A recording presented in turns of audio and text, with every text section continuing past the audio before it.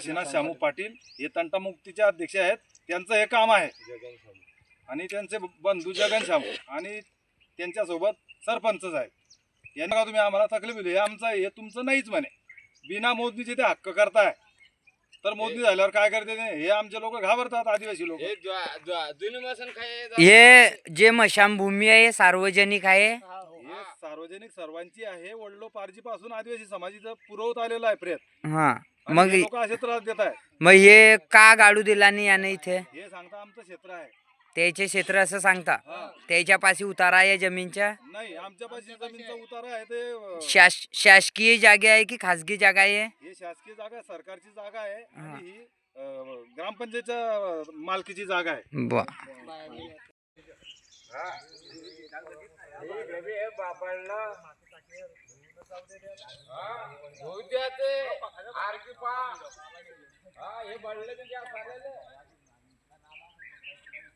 नमस्कार, मी पत्रकार विजय अवसरमल.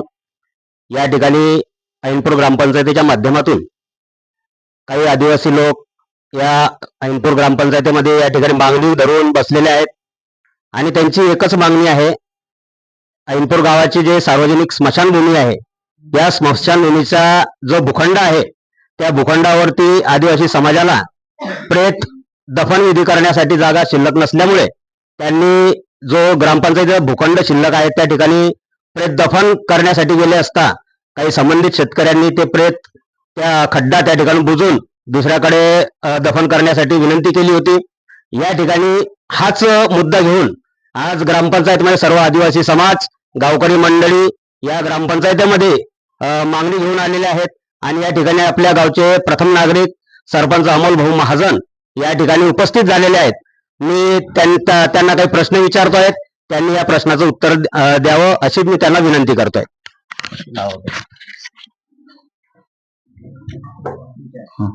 या ठिकाणी आदिवासी समाजानं जी मागणी लावून धरलेली आहे, या मागणीचा पहिला भूखंड आहे 119(1) आणि 119(2) असं हे भूखंड आहे. हा कोणा शेतकऱ्याच्या नावावरती आहेत का?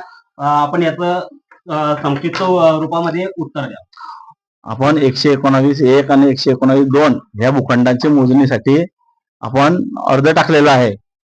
तो मोजणी झाल्याच्या नंतर आपली हद्द कुठून कुठपर्यंत येईल हे आपल्याला निश्चित होईल. बरं, भूखंडाची मोजणी करण्यासाठी आपण रितसर शासकीय फी भरलेली आहे. शासकीय फी भरलेली आहे. आपण किती भरलेली आहे?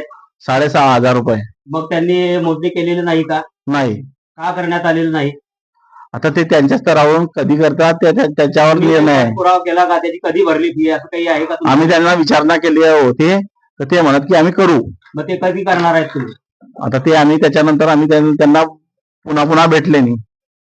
परंतु हा 119(1) आणि 119(2) हा जो त्या भूखंडाचा उतारा आहे, हा उतारा संबंधित कार्यकारी अभियंता हातनूर प्रकल्प जळगाव याच्या नावावरती दिसून येतो आहे. हा संबंधित शेतकऱ्याचा कुठलाही शेत दिसत नाहीये किंवा कोणाचाही हक्क या ठिकाणी दाखवला येत नाहीये. या हातनूर प्रकल्प यांच्या नावावरती दिसतो आहे. म्हणून ही जागा ग्रामपंचायत ऐनपूर यांचा हा भूखंड दिसून येत आहे. तरी सरपंच साहेब, आपण याच्यावरती काही म्हणजे विचार केला आहे का की हा ग्रामपंचायत भूखंड आहे म्हणून?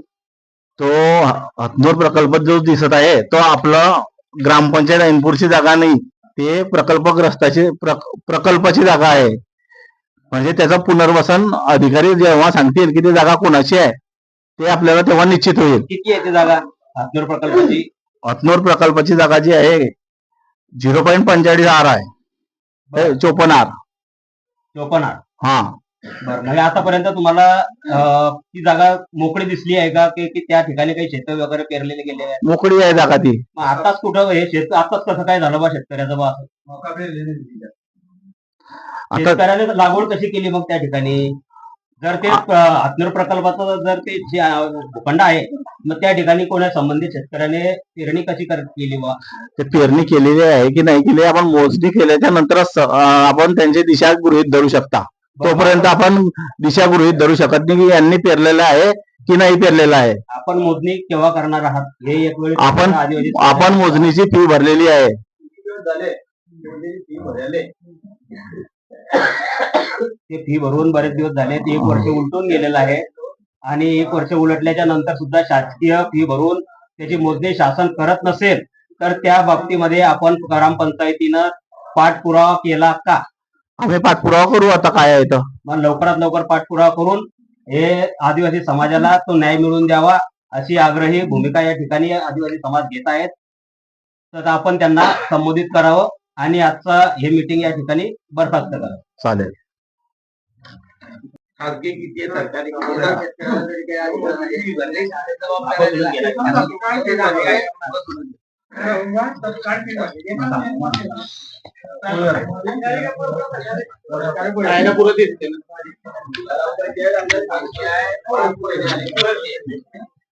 आदिवासी समाजाचे प्रकाश अभिमन्यू भिल्ल हे या ठिकाणी उपस्थित आहेत. त्यांनी ही आग्रही भूमिका या ठिकाणी घेतलेली आहे.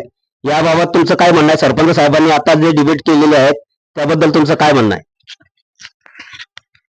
आमचा वाद एकच आहे की आदिवासी समाजाची जी स्मशानभूमी आहे ही आदिवासी लोकांची स्मशानभूमी नसून ग्रामपंचायत गावातील सार्वजनिक स्मशानभूमी या क्षेत्राला म्हटल्या जाते. तर आम्ही गेल्या 9 महिन्यापासून आमचा एक मनुष्य वारलेला होता आदिवासी समाजाचा, तर त्याला आम्ही त्या शेतामध्ये ठेवलेला आहे. तर यांनी तो संबंधित शेतकरी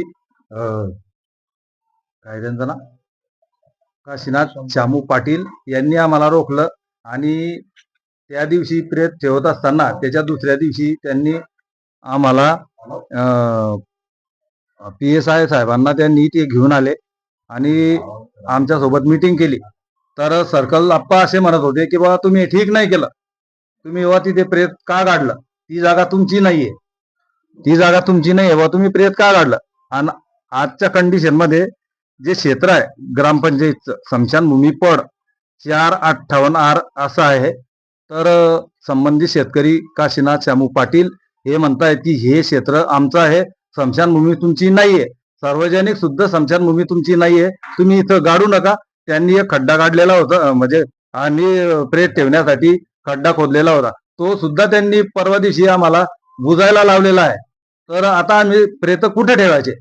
ते स्मशानभूमी म्हणताय ते आमचं क्षेत्र आहे म्हणे आणि पंचायतची ती स्मशानभूमी आहे आणि सर्व ग्रामस्थ माझ्यासोबत आलेले आहे. तर त्यांचं असं म्हणणं आहे की बाबा आम्ही आता प्रेत कुठं काढायचे, याला सर्वस्व शासन जबाबदार राहील, वायनपूर गावातील ग्रामस्थ म्हणजे ग्रामपंचायत हे जबाबदार राहतील. कारण आम्हाला जर न्याय नाही मिळाला तर आम्ही आंदोलन केल्याशिवाय राहणार नाही आणि जोपर्यंत मोजणी होत नाही तोपर्यंत आम्ही तिथेच प्रेत काढू ही आमची मागणी आहे. आणि आम्ही सरपंच साहेबांना एवढीच विनंती करतो की लवकरात लवकर या जागेची मोजणी व्हावी आणि सर्व आमच्या आदिवासी बांधवांना न्याय मिळावा, एवढीच आमची विनंती आहे.